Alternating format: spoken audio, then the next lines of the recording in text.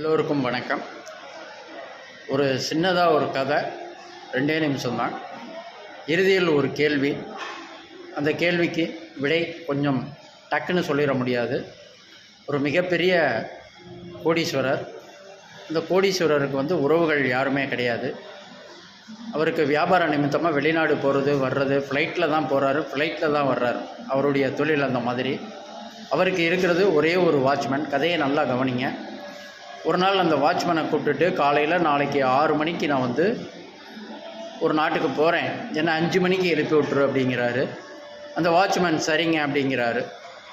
அதே போல் 5 மணிக்கு எழுப்பி விட்டுறாரு. அடுத்த நாள் காலையில் இவர் கிளம்பி ரெடி ஆகிட்டு கிளம்புற தருணம் அந்த வாட்ச்மேன் சொல்கிறார், ஐயா, நீங்கள் போக இருந்த ஃப்ளைட்டு வெடித்து சிதற மாதிரி ஒரு கனவு கண்டேன், தயவு செஞ்சு போகாதீங்க அப்படிங்கிறார்.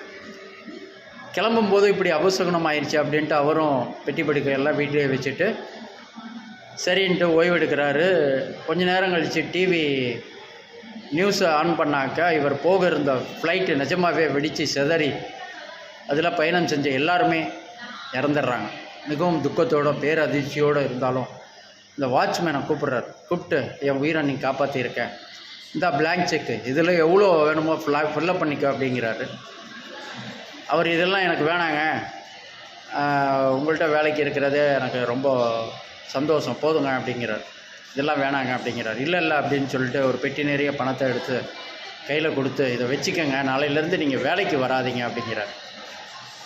இவருக்கு வாட்ச்மேனுக்கு இப்போ ரொம்ப அதிர்ச்சி. என்ன பணம் கொடுத்துட்டு நாளையிலேருந்து வேலைக்கு வராதேங்கிறாரு அப்படின்ட்டு காலில் விழாத குறையாக கெஞ்சுறாரு. அவர் ஒத்துக்கலை. நாளையிலேருந்து நீங்கள் வேலைக்கு வர வேணாங்கங்கிறார். இவர் வேலையை விட்டு இந்த வாட்ச்மேனை நிறுத்துறதுக்கு என்ன காரணம்? இதுதான் இந்த கதையின் கேள்வி. முயற்சி பண்ணி பாருங்கள், விடை சொல்லுங்கள் கமெண்ட் பாக்ஸில். நான் சரியாக இருந்தால் அதுக்கு பதில் பண்ணுறேன், இல்லை அப்படின்னா ரிப்ளை பண்ணுறேன். நன்றி, வணக்கம்.